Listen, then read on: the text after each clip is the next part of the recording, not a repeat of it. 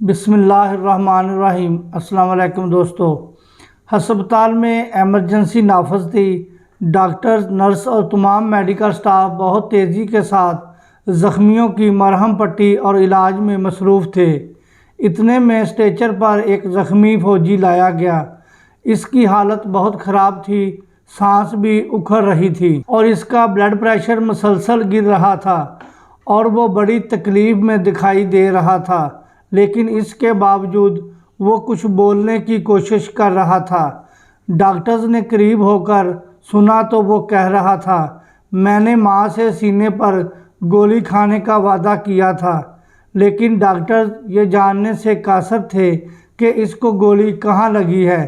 جب اس کی ٹانگ کا زخم کھولا گیا تو وہاں سے گولی کا ایک سوراخ جلد کو چیرتا ہوا پیٹ کی جانب جاتا ہوا معلوم ہوا۔ پھر اچانک پتہ چل گیا کہ اس کی خواہش کے عین مطابق اس کو سینے پر گولی لگی ہے۔ جب ڈاکٹرز نے اس بات کی تصدیق کی تو اس کے بعد فوجی جوان نے آخری سانس لی اور اس کی روح پرواز کر گئی۔ شوق شہادت، بہادری، جانثاری اور وطن سے محبت کا یہ منظر دنیا نے 1965 کی پاک بھارت جنگ میں دیکھا۔ 6 ستمبر کا وہ دن تھا جب دشمن اپنے جنگی ہتھیار اور طاقت کے غرور میں مست ہو کر لاہور پر چڑھ دوڑا اور اعلان کیا کہ اگلی صبح لاہور کی سڑکوں پر وزیر اعظم لال بہادر شاستری کو ٹینکوں کی سلامی دی جائے گی اور لاہور جم خانہ میں پارٹی کرتے ہوئے پوری دنیا میں یہ اعلان کرے گا کہ ہم نے اسلام کے قلعے کو فتح کر لیا ہے۔ لیکن اس کو معلوم نہیں تھا کہ اس کا مقابلہ جس قوم سے ہے، اس کے پاس اسلحہ کم ہے، لیکن وطن کی حفاظت میں ان کے جان نشاور کرنے کا جذبہ آسمان کو چھو رہا ہے، اور اس جذبے کی ہیبت سے پہاڑ بھی سمٹ کر راہی بن جاتے ہیں۔ شہیدان وطن کتاب کے مصنف M.R. شاہد اسی بارے میں لکھتے ہیں۔ 6 ستمبر کی رات 3:45 پر دشمن کی جانب سے واگا بارڈر پر ایک گولہ آ کر گرا۔ یہ جنگ کا آغاز تھا۔ اس موقع پر SJCP پوسٹ پر موجود پلاٹون کمانڈر محمد شیراز چوکنا ہو گیا اور پوسٹ پر بھارت کی جانب سے مزید فائرنگ شروع ہو گئی۔ ہمارے پلاٹون کمانڈر محمد شیراز نے جوابی فائرنگ کی اور یوں دونوں اطراف سے فائرنگ کا تبادلہ شروع ہوا۔ جو ستمبر کی تاریخی جنگ کی ابتدا تھی، لڑائی اتنی شدید ہو گئی کہ بھارتی فوجیوں نے قریب آ کر دستی بم بھی پھینکنے شروع کر دیے۔ اگرچہ یہ حملہ اچانک تھا، لیکن ہمارے جوانوں نے اس کا دلیرانہ مقابلہ کیا۔ جب پاک فوج کو دستی بموں کی ضرورت پڑتی تو سپاہی رینگ کر کے پاس آتے اور انہیں بم تھماتے۔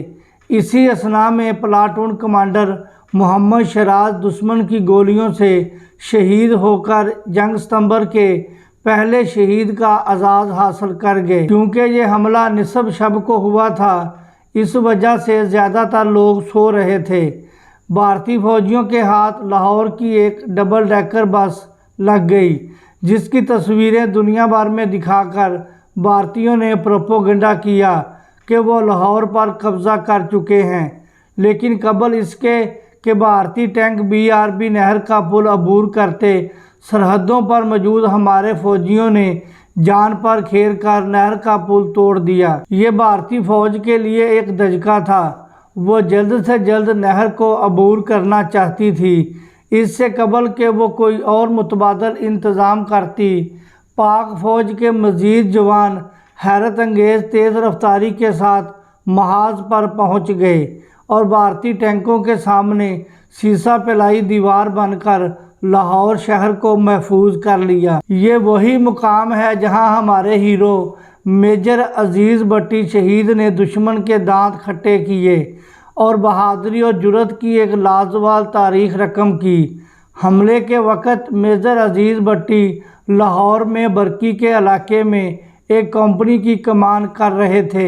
انہوں نے نہر کے اگلے کنارے پر متعین پلاٹون کے ساتھ آگے بڑھنے کا فیصلہ کیا۔ 9 اور 10 ستمبر کی درمیانی رات کو دشمن نے اس سارے سیکٹر میں بھرپور حملے کے لیے اپنی ایک پوری بٹالین جھونک دی۔ میجر عزیز بٹی جب نہر کے کنارے پہنچے تو دشمن اس مقام پر قبضہ کر چکا تھا۔ انہوں نے ایک انتہائی شدید حملے کی قیادت کرتے ہوئے دشمن کو اس علاقے سے نکال باہر کیا۔ دشمن کے پاس ٹینکوں کی فراوانی تھی اور وہ تاپر طور حملے کر رہا تھا، لیکن دوسری طرف میجر عزیز بٹی اور ان کے جوانوں کے دل بھی شوق شہادت اور وطن کی محبت سے لبریز تھے، اور اسی آہنی عزم کے ساتھ انہوں نے دشمن کو روکے رکھا، اور وہ ان کی کمپنی 7 دن تک دشمن کا مردانہ وار مقابلہ کرتی رہی۔ دشمن حیران تھا کہ نہر کے اس پار آخر وہ کون سی قوت ہے جو ہمیں آگے بڑھنے نہیں دے رہی۔ 12 ستمبر کی صبح میجر عزیز بٹی دوربین سے دشمن کی نقل و حرکت کا مشاہدہ کر رہے تھے کہ ٹینک کا ایک فولادی گولہ ان کے سینے پر لگا، اور یوں انہوں نے وطن کی حفاظت میں اپنی جان کا نذرانہ پیش کر دیا۔ حکومت پاکستان نے اس بے مثال بہادری پر انہیں نشان حیدر کے اعزاز سے نوازا۔ جنگ ستمبر 1965 چونڈا کے محاذ کو یہ انفرادیت حاصل ہے کہ مورخین اس محاذ کو دوسری جنگ عظیم کے بعد ٹینکوں کی سب سے بڑی جنگ قرار دیتے ہیں۔ بزدل دشمن نے پاک بھارت کی توجہ لاہور محاذ سے ہٹانے کے لیے 600 ٹینکوں اور 1 لاکھ فوج کے ساتھ سیالکوٹ میں چاروا، باجرہ گڑھی اور نتھال کے مقام پر حملہ کر دیا۔ اس وقت دشمن کا غرور عروج پر تھا، اس کے پاس اسلحے کی کوئی کمی نہیں تھی، جبکہ پاک فوج اس لحاظ سے کمزور تھی۔ لیکن یہاں ایک چیز اور تھی جس کی بنا پر وہ اپنے دشمن سے سبقت لے گئی۔ یہ وہ جذبہ تھا جو کبھی بدر کے میدان میں نظر آیا تو کبھی خندق، خیبر، تبوک اور جنگ یرموک میں۔ ممتاز مفتی اپنی کتاب لبیک میں جنگ ستمبر کے حوالے سے لکھتے ہیں، 1965 کی جنگ کی یادیں پھر سے تازہ ہو گئیں۔ لاہور کے مشہور و معروف حکیم اور دانشور نیر واسطی صاحب 1965 میں مدینہ منورہ میں مقیم تھے۔ جب وطن واپس پہنچے تو انہوں نے ریڈیو پاکستان سے جنگ کے متعلق اپنے تاثرات بیان کیے۔ پھر اکتوبر 1965 میں ایک موقر روزنامے میں کئی خبریں اس موضوع پر شائع ہوئی تھیں، جن میں بھارتی قیدیوں کے بیانات بھی شامل تھے۔ ان بیانات کے مطالعہ سے ظاہر تھا کہ بھارتی سپاہی پاکستان کی اس فوج سے خائف تھے جو تلواروں سے لڑتی تھی اور جس کی تلواروں سے بجلی کے شعلے نکلتے تھے۔ تاریخ کے دوسرے بڑے ٹینکوں کے محاذ چونڈا پر پاک فوج کے جوانوں نے جذبہ شہادت کا ایسا مظاہرہ کیا جو رہتی دنیا تک یاد رکھا جائے گا۔ دشمن کے ٹینکوں کو ناکام بنانے کے لیے ہمارے عظیم سپاہیوں نے اپنے سینوں پر بم باندھ دیے اور ٹینکوں کے نیچے لیٹ گئے۔ بھارتی ٹینکوں کے پرخچے اڑ گئے اور اس نقصان نے اس کو شدید خوف زدہ کر دیا۔ چونڈا کا ہی مقام آج بھی بھارتی ٹینکوں کے قبرستان کے نام سے یاد کیا جاتا ہے۔ جنگ ستمبر میں بھارت کا سب سے بڑا اور خطرناک حملہ سیالکوٹ کے محاذ پر ہوا تھا، جس کا مقصد لاہور گجرانوالہ شاہراہ کو کاٹنا تھا۔ یہ حملہ ہندوستان کے 4 ڈویژن فوج نے کیا، جن میں ان کا 1 بختربند ڈویژن بھی شامل تھا جو 300 سے زائد ٹینکوں سے لیس تھا۔ ہماری فوج کی ایک مایا ناز رجمنٹ 25 کیولری نے ہر اول دستے کا کام کرتے ہوئے بے پناہ دلیری اور مہارت کے ساتھ دشمن کو نہ صرف روکا بلکہ اس کو پیچھے دھکیلنے پر بھی مجبور کیا۔ اس جنگ کے موقع پر پاک نیوی اور بحریہ نے بھی بھرپور حصہ ڈالا۔ پاک فضائیہ نے بھارتی بڑی فوج کا سیالکوٹ پر حملے کا منصوبہ بھی خاک میں ملا دیا۔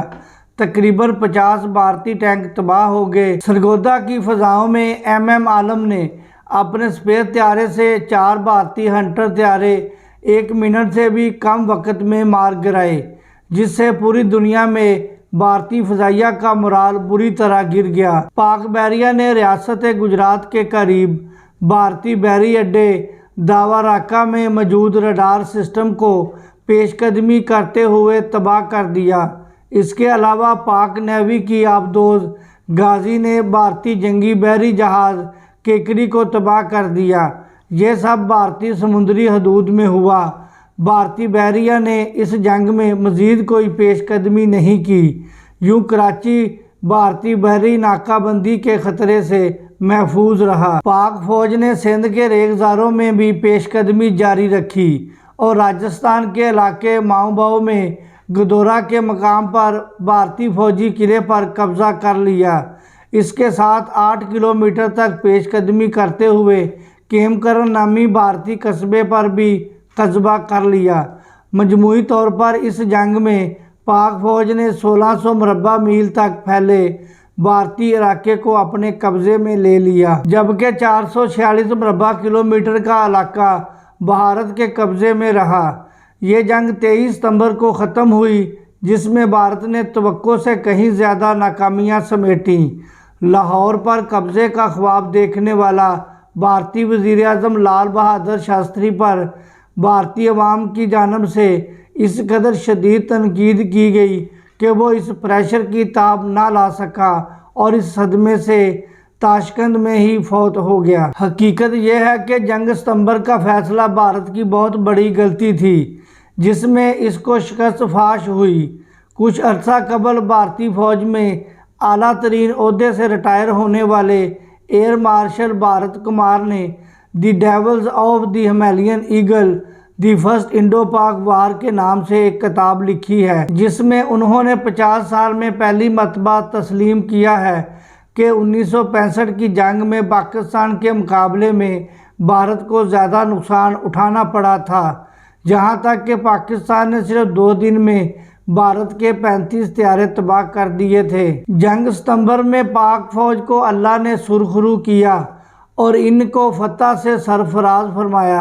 ایک ایسا ملک جو وسائل کی کمی کا شکار ہو، جس کے پاس عددی قوت بھی زیادہ نہ ہو اور جدید اسلحے سے بھی لیس نہ ہو، لیکن پھر بھی اپنے سے کئی گنا زیادہ طاقتور دشمن سے ٹکر لے لے اور اس کو ایسا منہ توڑ جواب دے دے کہ جس کے زخم وہ ابھی تک چاٹ رہا ہے، یقینی طور پر ایک تاریخی کارنامہ ہے۔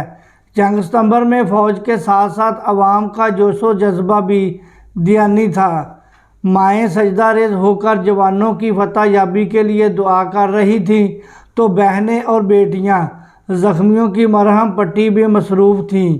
جوان اسپتالوں میں لائنیں بنا کر اپنے زخمی فوجی بھائیوں کے لیے خون کے عطیات پیش کر رہے تھے، تو کچھ ایسے بھی تھے جو مورچوں تک پہنچ کر اپنی فوج کے دست و بازو بن رہے تھے۔ بڑے بزرگ راستے میں کھڑے ہو کر ہر آنے والے فوجی کا پھولوں سے استقبال کرتے۔ مختصر یہ کہ ہر شخص اس موقع پر اپنے اپنے میدان میں مجاہد کا رول ادا کر رہا تھا اور پوری تندہی سے وطن کی حفاظت میں مصروف تھا۔ پوری قوم آپس کے اختلافات بلا کر ایک مٹھی بن گئی تھی۔ یہ وہ رشتہ تھا جس نے سب کو ایک دوسرے سے مضبوطی کے ساتھ جوڑ دیا تھا، کیونکہ انہیں یقین تھا کہ جس پاک کلمے کے نام پر لاکھوں شہداء کی قربانی دے کر ہم نے یہ وطن حاصل کیا ہے، اگر ایک دفعہ بھی یہ دشمن کے ناپاک قدموں تلے آ گیا تو پھر تاریخ میں ہماری کوئی پہچان نہیں رہے گی۔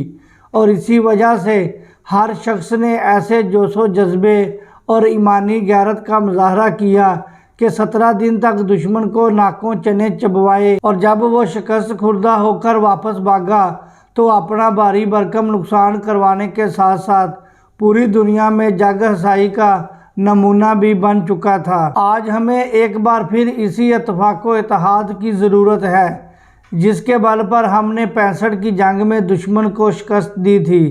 آج ہمیں ایک بار پھر اپنے جذبہ حب الوطنی کو بیدار کرنے اور اس کو مزید تقویت دینے کی ضرورت ہے۔ ہمیں اس سبز ہلالی پرچم کی آن بان اور شان کو اسی طرح برقرار رکھنا ہے جس طرح جنگ ستمبر میں ہمارے شہداء اور غازیوں نے قائم رکھا تھا۔